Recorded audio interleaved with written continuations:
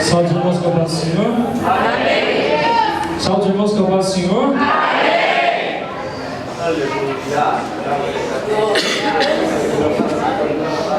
Aproveitando que eu tenho a atenção dos irmãos, convido os irmãos a virem comigo no Evangelho segundo escreveu Mateus, capítulo de número 25.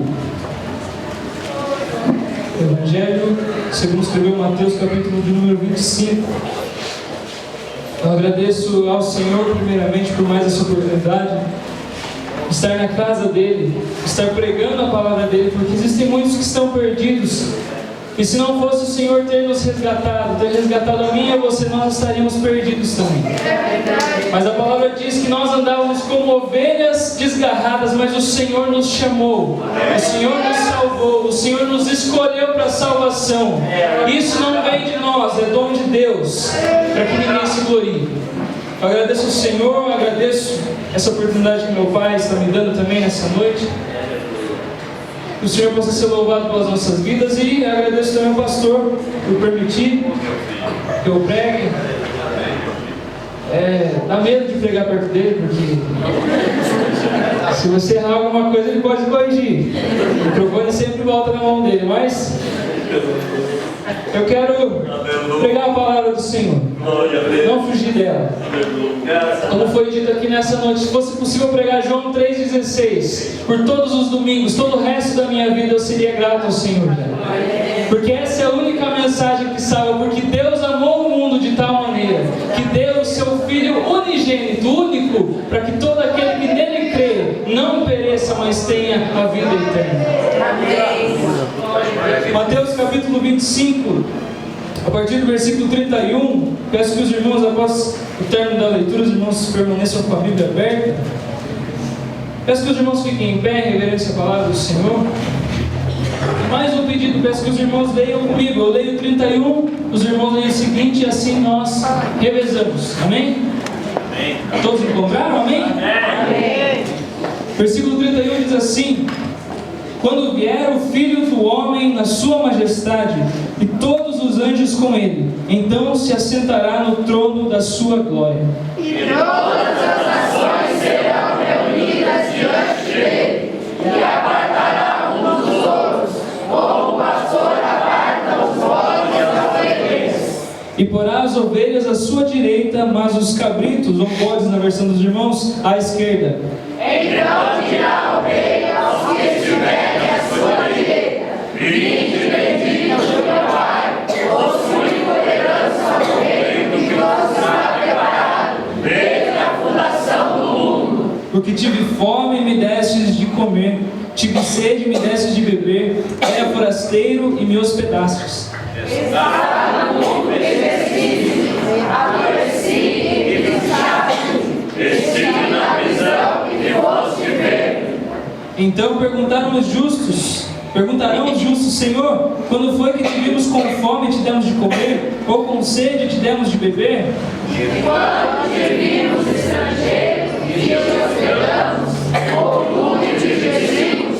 E quando te vimos enfermo ou preso, te fomos visitar?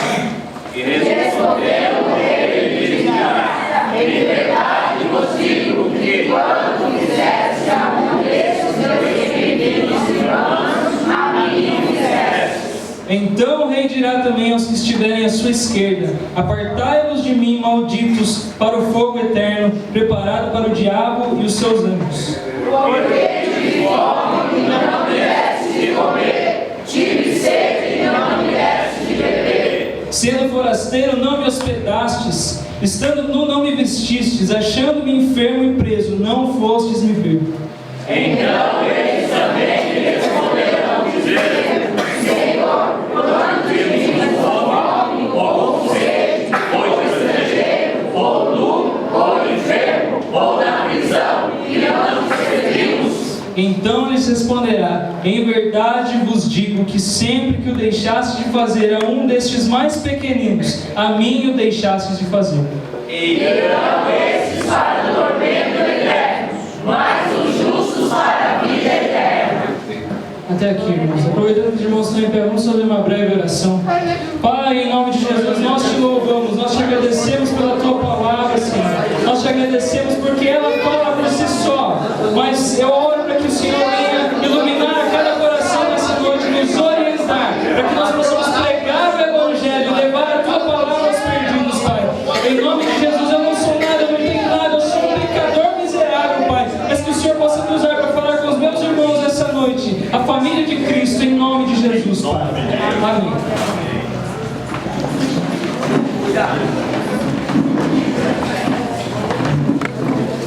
Jesus diz essas palavras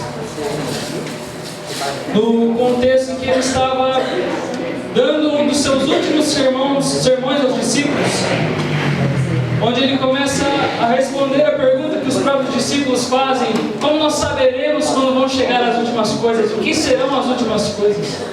Então o Senhor, ele começa a falar dessas últimas coisas, das coisas que aconteceriam nos últimos dias. E os últimos dias, eles se inauguram quando Cristo vem a essa terra. Quando essa terra cheia de pecado, cheia de pessoas que merecem a ira de Deus, cheia de pessoas que merecem o inferno, recebem o Deus, o Salvador. O homem que para muitos é um homem histórico, para muitos é simplesmente um homem que viveu, que pregou o amor, mas para nós que estamos aqui, ele é o poder de Deus para a salvação de cada um. E Jesus começa então a dizer as coisas que acontecerão. E nessa pregação ele fala sobre o juízo, o grande julgamento, como está aqui no tópico da minha Bíblia. E no versículo 31, ele começa dizendo: qualquer que vier, quando vier o Filho do Homem na sua majestade, e todos os anjos com ele, então se assentará no trono da sua glória. Filho do Homem é um dos títulos mais usados por Jesus. Ele sempre queria se referir a ele, mas ele fala Filho do Homem, Filho do Homem, Filho do Homem. E as pessoas se perguntam: por que Filho do Homem? Ele não era o Filho de Deus?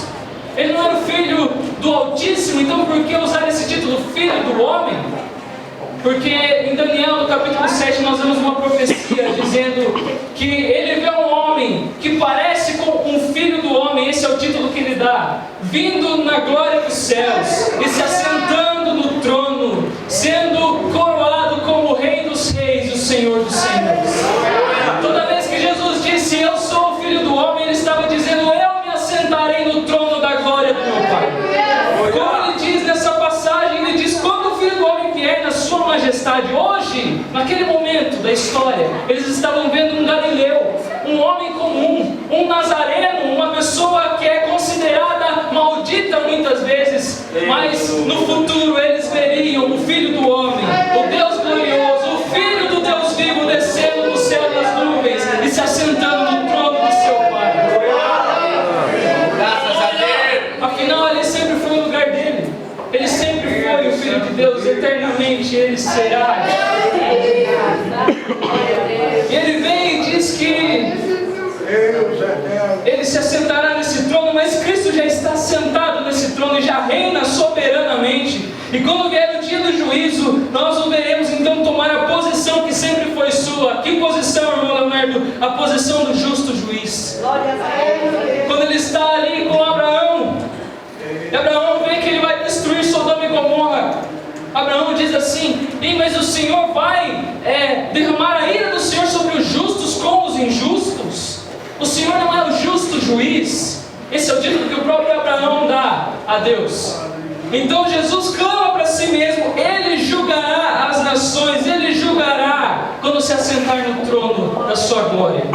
E esse dia vem, meus irmãos, esse dia vem. Nós cantamos aqui nessa noite: Ele vem brilhando como o sol, voando sobre as nuvens. Nós podemos ouvir as trombetas já. E nós somos o grande coral que canta uma canção dizendo que já vem a salvação do nosso Deus. Então Jesus segue. Primeiro ele se posiciona como o Filho do Homem, o juiz que julgará todas as nações. Versículo 32 e 33, Jesus diz as seguintes palavras: e todas as nações serão reunidas em sua presença, e ele separará uns dos outros, como o pastor separa dos cabritos as ovelhas, e porá as ovelhas à sua direita, mas os cabritos à sua esquerda. Nós vemos aqui que existe uma separação entre o povo justo e o povo ímpio. Essa separação é necessária para que que o justo não seja castigado com o ímpio. Nisso nós vemos qual é a importância da igreja no mundo. Nós somos igreja, você é a igreja do Senhor. Nós que estamos reunidos aqui, nós somos um corpo invisível. Nós não paramos aqui, nós vamos até outros lugares, como já foi dito aqui, a Cuba, a China, a Bolívia, a Argentina. A igreja está nestes lugares e ali está o corpo de Cristo. Ali está a nossa família. E nós vemos que a igreja precisa fazer a diferença. Nesse culto de missões, nessa noite, eu quero te dizer, eu quero te convencer que você precisa fazer algo para Jesus. Você precisa pôr as suas mãos no arado, não olhar para trás, mas seguir fazendo algo.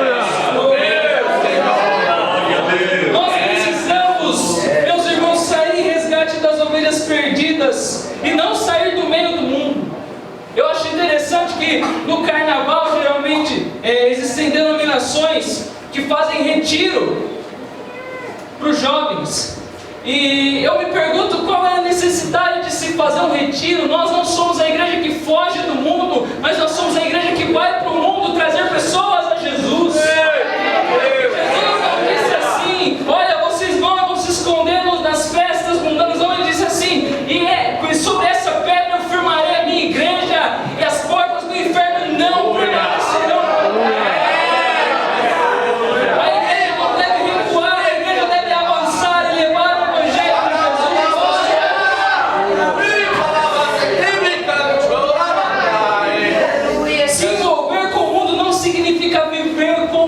Aqui está uma grande diferença.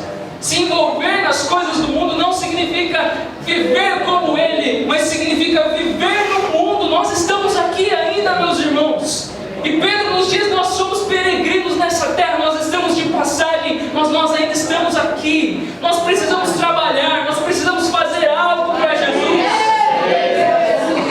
Eu vejo um grande exemplo num pastor lá do Rio de Janeiro. Se eu não me engano, o nome dele é Antônio Carlos Costa. E ele estava de saída do país para fazer o mestrado de teologia dele, ou doutorado, não lembro agora.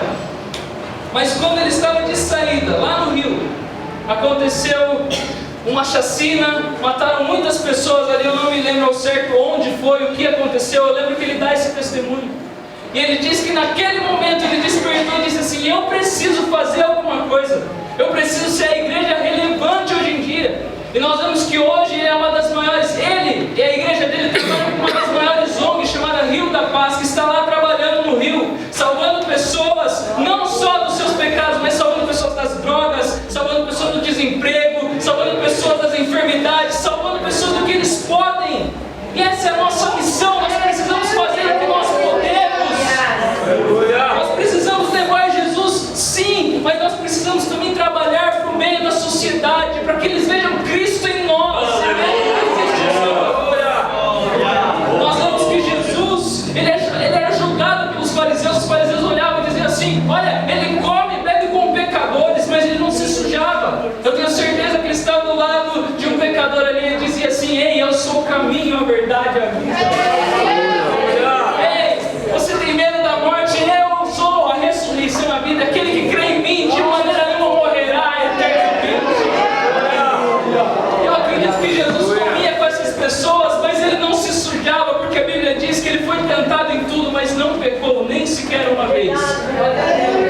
Nós vemos também Paulo, um apóstolo, pregando no Areópago, um lugar onde os filósofos chegavam ali e pregavam e proclamavam suas filosofias, suas, diga-se assim de passagem, muitas vezes besteiras. Mas Paulo sobe ali e ele não é contaminado pelas filosofias do homem. Paulo não é contaminado pelas vãs filosofias, mas ele prega o único evangelho. Ele sobe ali e diz assim: olha, o Deus que vocês não reconhecem como Deus, ele é o Deus que criou os céus e a terra. Então nós temos esses exemplos e nós precisamos pregar o verdadeiro evangelho de Jesus, saindo no meio dos perdidos, levando o evangelho, levando a palavra. Nós precisamos fazer isso, irmãos. Nós vemos igrejas lá fora, irmãos nossos perseguidos, morrendo por causa de Jesus, que abrem suas bocas e falam, e nós aqui muitas vezes estamos calados. Olha a importância de você fazer alguma coisa. Deixa eu te dar um exemplo.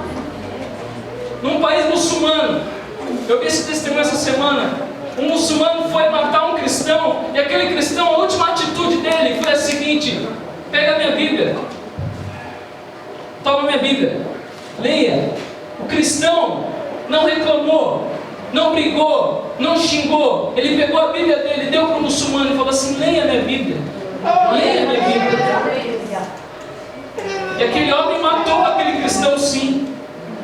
Deus não salvou aquele irmão nosso da morte, mas é aqui que está o grande detalhe. Aquele homem começou a ler a Bíblia, falou assim: eu vou ler para me debochar desses crentes. E começou a ler a Bíblia daquele homem, e começou a ler, e ele dormia, e as noites dele eram interrompidas no sono. Por quê? Porque no sonho ele via um homem de branco chegando a ele dizendo assim: você está matando a minha igreja, você está matando a minha noiva, eu sou Jesus, aquele a quem você tem perseguido. E o final da história, sabe qual é? Aquele muçulmano se converteu para Jesus. Nossas atitudes valem muito, meus irmãos. Em diante, eu quero ler apenas o 34 e 40, porque é muito grande. 34: então dirá o rei aos que estiverem à sua direita, as ovelhas: vinde benditos de meu Pai, entrai na posse do reino que vos está preparado desde a fundação do mundo. Então ele dá uma descrição de tantas coisas que os nossos irmãos fariam, que nós faríamos também. E o versículo 40 diz assim: o rei respondendo lhes dirá: em verdade vos afirmo que sempre que fizestes a um destes meus pequeninos irmãos, a mim o fizestes. Os justos, eles recebem a recompensa pelas suas obras. Eu quero lembrar você: você não é salvo pelas suas obras, você não é salvo pelo que você faz. Aqui está uma grande diferença entre o cristianismo e outras religiões, porque as outras religiões pregam assim: o homem está no pé do monte, Deus está no alto, e o homem pelas obras tem que subir o monte até chegar a Deus. Mas o cristianismo é diferente. A Bíblia nos prega que nós estamos mortos no pé do monte e Deus está lá no alto. Como nós subiremos? Como nós chegaremos até Deus? Não podemos. Então Deus manda o seu Filho amado descer para nos buscar. Deus manda o seu Filho amado para descer e nos salvar. Não vem de nós, é a graça de Deus que nos salva. Graças a Deus. Mas aqui está um grande ponto: nós não somos salvos pelas obras, mas nós somos salvos para as obras. A obra não salva, mas o salvo faz obras. Nós somos salvos, mas nós precisamos trabalhar. Deus não quer que você fique parado no seu banco, porque senão você aceitava Jesus e era arrebatado. Você aceitava Jesus e subia. Mas Jesus, quando você aceita Ele, Ele te manda: ide por todo mundo, pregar o Evangelho.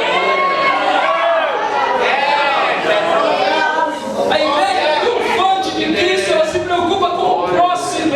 Nós vemos que os salvos aqui, eles são evidenciados pelo quê? Pelo amor ao próximo. Eles ajudam as pessoas, eles ajudam o sem teto, eles ajudam o pobre, o faminto, eles ajudam essas pessoas, visitam os presos, os enfermos. E essa é a marca da igreja verdadeira, a igreja que segue a Jesus, que eu creio que essa é uma dessas igrejas. A igreja que é obediente ao seu Senhor, ela estende a mão ao perdido. Ela não recolhe a mão e diz: eu vou me sujar. Não, ela fala assim: eu não vou me sujar porque eu já sou santo na presença do Senhor. Graças a Jesus Cristo eu já sou santo. Então ele vai e pega o perdido e diz: vem, vem que o noivo te chama, vem que o Salvador te quer. Aquele que ouve essas coisas, diga: vem. A palavra de Deus nos ensina isso. Então a nossa missão hoje, se nós estamos aqui ainda hoje, é para fazer duas coisas: negar a si mesmo. Jesus diz: negue-se a si mesmo. Aquele que quiser me seguir, negue-se a si mesmo. E a seguinte coisa é: perca a sua vida por amor do Evangelho. Jesus diz assim: aquele que quiser salvar a sua vida, perdê-la. Mas aquele que perdê-la por amor de mim e por amor das boas novas do Evangelho, esse salvará. Não tente salvar a sua vida, meu irmão, mas gaste ela para as pessoas. Gaste sua vida ajudando os outros. Gaste sua vida levando Jesus ao mundo. Gaste sua vida glorificando o nome de Jesus. Você pode olhar para mim e dizer assim: mas qual é a minha motivação? Muitos perguntam: qual é a motivação que mantém tanta gente Eu quero dizer para você que você não precisa ir para um país longínquo para fazer missões. Você é um missionário aqui, nessa cidade, nesse bairro. Você é um missionário aqui nesse lugar onde Deus te colocou. Charles Spurgeon dizia nas suas pregações que todo cristão ou é um mercenário ou é um missionário. Se você obedece a Jesus, você é um missionário, você leva o Evangelho. Mas se você está aqui só pelas bênçãos de Deus, saiba que você ainda precisa se converter dos seus maus caminhos.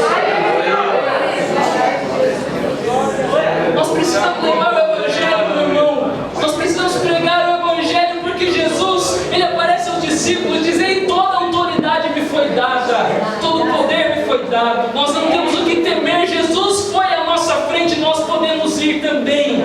O Evangelho já tem poder para salvação. Você pode olhar para mim e dizer assim: "Mas o que eu vou dizer, meu irmão?" Leve a palavra de Cristo. Ele veio, Ele morreu, ao terceiro dia Ele ressuscitou, Ele virá buscar a sua igreja. Leve isso. Aquele que crer aquele que crer será salvo, mas aquele que não crer será condenado. Essa é a palavra que nós temos que pregar. Jesus, quando Ele prega aqui, esse sermão, Ele não foge do inferno. Tem pessoas que têm medo de falar do inferno para as pessoas, mas o mundo tem que ter consciência: aquele que não crer será condenado. E Jesus continua no 41, vou ler apenas o 41 e 46. Diz assim: "Então o rei dirá também aos que estiverem à sua esquerda: Apartai-vos de mim, malditos, para o fogo eterno, preparado para o diabo e seus anjos." E o versículo 46 diz assim, 45 melhor dizendo: "Então ele responderá: Em verdade vos digo que sempre que o deixaste de fazer a um destes mais pequeninos, a mim me deixaste de fazer. E irão estes para o castigo eterno, porém os justos para a vida eterna." Quanto às ovelhas, a igreja do Senhor é recompensada pelo que fez. Os cabritos ou os bodes, na versão dos irmãos, são castigados pelo que não fizeram. Pelo que não fizeram. Existem dois tipos de erro, irmão. Existe o pecado de comissão, que é aquele que você comete, você põe suas mãos, você põe seu coração, você faz aquilo com consciência própria. E existe o pecado de omissão. Tiago nos diz que aquele que sabe fazer o que é certo e não faz, este comete pecado. Se você sabe que você precisa levar o Evangelho, se eu e você sabemos disso, e nós não fazemos, nós estamos condenados. Nós precisamos levar o Evangelho, meu irmão. E eu quero que você saia daqui nessa noite com essa consciência: eu preciso levar Jesus às pessoas. Eu preciso levar Jesus às pessoas. Aleluia! Nós não podemos dizer que nós não temos tempo, porque tempo nos sobra. Tempo nos sobra muitas vezes. Mas eu trabalho o dia inteiro, meu irmão. Você não consegue tirar 5 minutinhos para falar para uma pessoa. Você não precisa falar para o mundo inteiro todo dia. Você só precisa falar para uma pessoa: ei, Jesus salva. Jesus salva. Eu acho errado muitas vezes as pessoas chegarem e as pessoas dizem assim: Jesus te ama. Porque amor muitas vezes a pessoa tem na casa. E ela vai dizer assim: tá bom, não tem problema para mim, não faz nada. Mas quando a pessoa chega e diz: ei, Jesus salva, a pessoa olha e diz assim: mas por que eu preciso ser salvo? E daí você tem a oportunidade de explicar para ela: você precisa ser salvo porque você está nos seus pecados, porque você desobedeceu a Deus, você contou uma mentira, você desobedeceu seu pai e sua mãe, você olhou com maldade para alguém, e isso te condena. Isso te condena. Porque Deus é bom. Certa vez o pastor Bolacha chegou para pregar num lugar e ele disse assim: olha, eu vou contar a pior notícia que eu posso contar para vocês. Pior notícia da Bíblia: Deus é bom. As pessoas olharam e deram risada, falaram assim: ah, graça, mas o que tem? Deus é bom, isso é bom, isso é bom. Ele diz: não, isso não é bom. Sabe por quê? Porque Deus é bom e nós somos maus. O que um Deus bom fará conosco que somos maus? O que Deus fará conosco que desobedecemos a sua lei e os seus mandamentos? Essa mensagem traz desespero às pessoas muitas vezes, meu irmão. Nós podemos olhar e dizer: esse mundo está cheio de intelectuais que pensam e pensam, mas eu tenho certeza que eles deitam no travesseiro de noite e ficam pensando e remoendo as coisas que fizeram.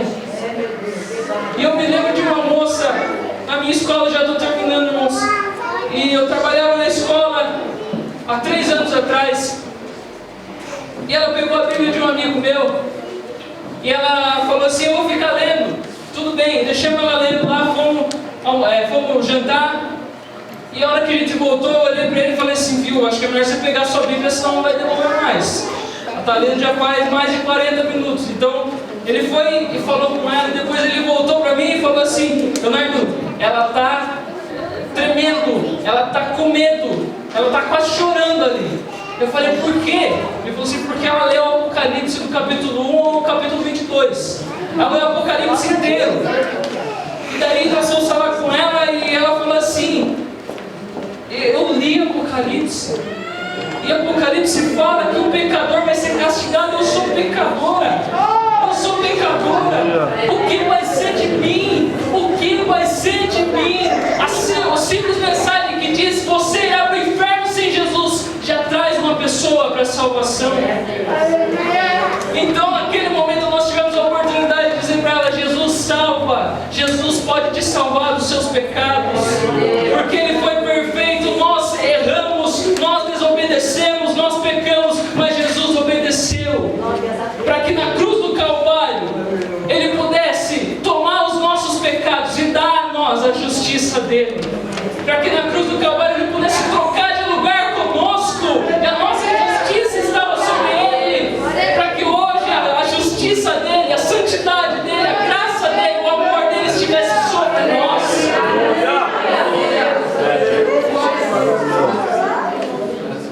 E a única coisa que vai te fazer, vai te dar coragem para pregar Jesus, para sair dessa igreja nessa noite com o pensamento: essa semana eu vou pregar o Evangelho, essa semana eu vou levar Jesus para alguém. A única coisa que vai te dar força para isso é você imaginar que o Deus Todo-Poderoso, aquele que habitava nos céus, aquele que habita nos céus eternamente, e ouve os anjos cantarem para Ele: Santo, Santo, Santo é o Senhor dos Exércitos. Esse Deus, Ele deixou toda a sua glória, Ele deixou todo o resplendor, tudo aquilo que era dele, veio a essa terra. E o mesmo Deus que ouvia dizer Santo, Santo, Santo aqui na terra, Ele ouve os homens gritarem: crucifica-o, crucifica-o, crucifica-o. O Deus que é adorado nos céus é humilhado na terra. O Deus que os anjos se prostram para Ele aqui na terra, Ele chega e os homens cospem nele, e os homens batem nele, e Ele é levado até uma cruz, no Monte Calvário, e ferem as mãos desse Deus. O Deus que é eterno se faz temporal. O Deus que tem todo o poder se faz o homem mais fraco e mais humilhado dessa terra. E ali na cruz os homens continuam dizendo: se você é o Messias, se você é o Filho de Deus, desce dessa cruz e nós acreditaremos em você. Eles humilhavam Jesus, e Jesus olhou do alto da cruz e disse: Pai, perdoa eles, porque eles não sabem o que estão fazendo. Mas no alto daquela cruz, antes do seu último suspiro, Ele diz: Pai, está consumado. Pai, está feito. A obra está acabada. Os pecadores já podem ser salvos. Os pecadores que se arrependerem e creem em mim já podem vir a salvação. E Ele diz: está consumado na sexta. E no domingo de manhã o Pai diz: amém. No domingo de manhã o Pai diz amém, e a pedra rola. E Jesus, que foi ferido, que foi machucado, levanta com o corpo glorificado. E as mulheres chegam ali naquele lugar, procurando o seu mestre, procurando o Filho do Homem. E ela chega e vê um anjo, aquele anjo diz a elas: ei, por que vocês estão procurando o vivo entre os mortos? Ele não está mais aqui, Ele está vivo, Ele está vivo, Ele ressuscitou.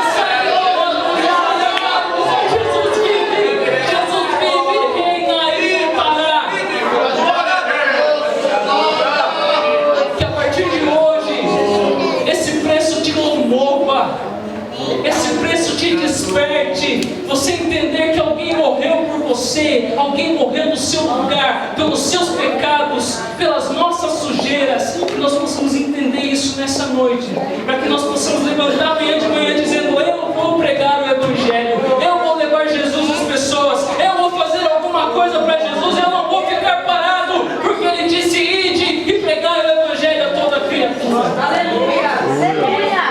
Que você tenha esse sentimento nessa noite, que você tenha esse pensamento nessa noite, que Cristo, Ele nos chama, não para sermos alguém parado, como eu ouvi aqui o irmão dizendo na hora que nós chegamos, não para ser um corpo morto, uma geladeira que não faz nada, mas que nós sejamos o corpo de Cristo, que vai até onde as pessoas não vão, que nós possamos chegar às pessoas que são o lixo da sociedade, a escória da sociedade, para dizer a eles: olha, Jesus pode te salvar, Jesus pode te tirar dos seus pecados, Aleluia. Jesus pode te levar ao céu, para a glória de Deus o Pai, e Ele virá, dê certeza, a cada pessoa que você pregar o Evangelho,